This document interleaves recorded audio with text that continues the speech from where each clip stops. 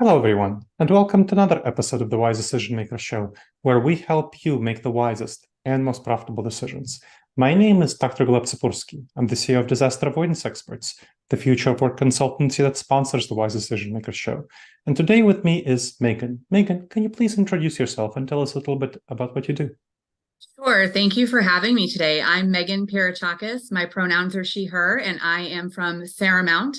I work at Seramount as a senior director within our talent area of excellence for talent and for diversity, equity, and inclusion, and how those two intersect for organizations. Okay. And I know you are quite concerned about the return to office strategy and its intersection with diversity, equity, and inclusion. So can you tell me a little bit about how those two areas intersect from your perspective?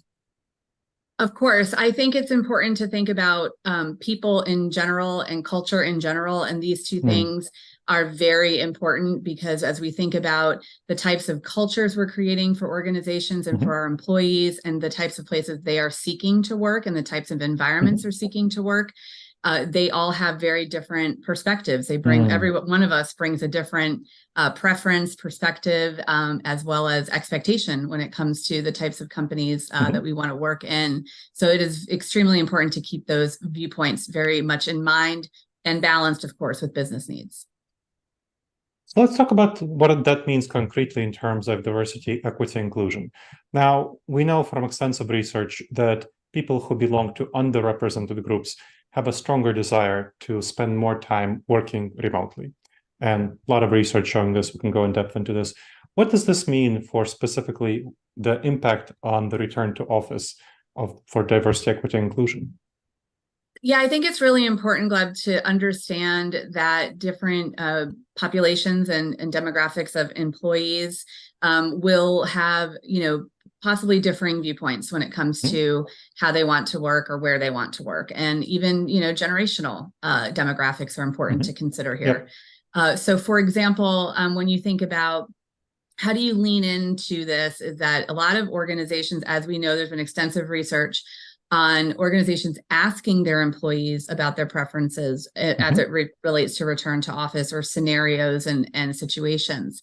And so what we say at Seramount and is truly important is also taking a sort of a double click on the data you collect when you are asking employees about that type of information and to see if there's any trends or any kind of underlying information that might be worth putting on the mark in terms of ensuring that you're creating an inclusive return to office strategy and one that does reflect many different demographics, work preferences, as well as in terms of that sort of equity and belonging piece, right? So when we think about how might, for example, employee resource groups be leveraged in that conversation, it's really important to think about how they definitely should be leaned in on when it comes to this. And I can tell you more about that if you'd like in some of the things we've observed during the remote work situation as of late with COVID-19. Yeah, it's definitely an important issue. So I've helped over 24 companies figure out their transition to the office and figuring out what the return to office strategy looks like. And most of them adopted a hybrid first strategy. A couple of them chose a remote first strategy, but the 23 out of the 25 chose a hybrid first strategy. And relying on ERG groups was a very important component of what it meant. In fact, we had to create some ERG groups for when they didn't exist, for groups that specifically had important issues surrounding return to office. For example, people with disabilities, that is an important demographic. Then parents. So a number of companies that I worked with didn't have ERG groups for parents, didn't have ERG groups for people with disabilities. What have you been finding about employing ERG groups effectively? Because this is a really effective way of getting at the people in these demographics. What have you done at Seramount to connect with the ERG groups and to get people's voices heard? What have you found you needed to do better over time? Yeah, it's a great question. And, I think it's great you pointed out some of the creation of employee resource groups as of recently. And we saw that as well. We even had some companies we talked to that created remote work employee resource groups that focused on that, right? Also, other employee resource groups that came out of COVID included for example, mental health and also interfaith or religious resource groups as a result of, people feeling needing to have more connection, right, during the time there were shutdowns and offices were closed. One of the things that was a major silver lining, not only with the creation of more employee resource groups, as you mentioned, but also just how more thoughtful, ERGs have always been thoughtful and creative in their programming, but it really did, a silver lining that came out of it was the opportunity to expand inclusive and asynchronous programming beyond home office or hub locations to a more dispersed workforce and also to frontline workers. It also provided more opportunities, right, for people to engage and to rethink accessibility, as you pointed out, right, for organizations that may have spoken with or leaned into their disability employee resource groups to really start thinking about, this would be an opportunity for mandatory recording and closed captioning as part of every event that we do as a result of just a request or, a second thought. And I think also if companies, as we talk about return to office impact, and for those that might be doing more of a, mandated in-person strategy, you might risk losing some of that great, asynchronous and remote accessibility programming that came out of COVID-19. So I do think that ERGs and companies will need to be mindful of that as well. That definitely makes a lot of sense. And let's talk about some specific groups so we can narrow down. So one Nobel Prize in economics was won by Claudia Golden, who is very well known for addressing greedy work, which greedy work is a term that refers to work that pays a lot of money but demands a lot of time for people, and often people in professional services and finance and law. And she found that greedy work was a major cause for the gender pay gap, because women were much less likely to go into these greedy jobs. However, remote work enabled women to take up more of these greedy jobs because women can still work at home and they can still be responsive to the needs of clients, which is the biggest challenge for these greedy jobs, to be responsive quickly to the needs of clients. Now, women going back to the office, being asked to go back to the office means they're less capable of occupying these high-paying but high-demand jobs that they could previously occupy due to being able to work remotely. So that's an example of the kind of thing that you're talking about with losing talent when you're asking people to go to the office. With women, let's talk a little bit more about women. That's something I've been finding about women, and I think that was an insightful finding from Claudia Golden. What have you been finding about the impact of the return to office mandates on women and more broadly remote work? Yeah, it's a great question because, what we know now is what the statistics are telling us is that we have returned back to pre-pandemic levels of employment for women, right? We knew that during the pandemic, we lost a lot of women in the workforce. Yeah. We are now returned to pre-pandemic. What I think is needs to be mindful there, and this is when we're talking about, and Seramount has done extensive research, especially on women's advancement, right? And so now as you overlay the return to office piece, which you've highlighted also, that there's a real risk and concern that we will see that women will be promoted at a slower rate than men, since many women do, as you pointed out, require more of a flexible work arrangement in order to care for families. And they may not be able to spend as much time or come to the office. And this is as a result, as we know, this term of being sort of, presenteeism, right? So for example, women could be penalized because they are not in the office as much and not see advancement or promotion opportunities as much as we did when everyone was in an office. We have a 100 best companies list that we put out every year where we collect information and data from companies. And, I like to highlight, though, that the 100 best companies are subsidizing everyday childcare. So 39% in 2023 versus 36% in 2022. So we saw a little bit of a climb there, as well as sick childcare. So 72% of our companies that are on the 100 best are offering this versus 68% that were in 2022. And so what I think is important about this is that we need to lean into the fact that, women advancement programs and development and these types of professional opportunities that many organizations offer to help advance women happened just as fine throughout COVID as well, right? And we have to think about ensuring different opportunities for, again, deploying those programs. So remote, hybrid, in person, so that women can still take advantage of these programs and still be considered for very important opportunities within the organization. Yeah, that's an important conversation. And it's been tricky for my clients because many of them do want to have a culture that is at least partially office-based, but it does cause difficulties for many women. So we've been consulting, when I've been consulting for them, it's been a major topic of conversation. How do you address that pipeline, the pipeline of women leaders, to retain them at least where they are so they don't have to spend less time at work and perhaps not be able to occupy the jobs which they were previously occupied when they were working remotely, and also to advance. So I've been working on things like mentoring programs for women, sponsorship programs for women.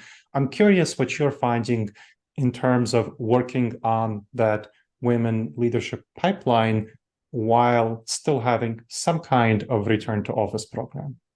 Yeah, thank you for the question, because this is something that we are very, of course, passionate about at Seramount, and also have done our own extensive research on sponsorship. And we talked to a cultural anthropologist and evolutionary psychologist named Dr. Robin Dunbar from Oxford University, who has done extensive research on how he has really uncovered that it takes 30 hours of connection to move someone from an outer circle as an acquaintance into more of an inner circle, sort of close network. And the reason why this is important to raise is that this is, when you're designing mentoring programs, or even, of course, more so importantly, sponsorship programs, are you providing those opportunities for the 30 hours to be reached during the course of a formal program, right? And if that over the course of a year within a psychologically safe environment for these connections to happen, this really does help change that inner network of senior leaders to then look more intentionally toward women and other represented employees, to pull them into their networks, that they are considering them for those leadership positions and advancement positions in the organization.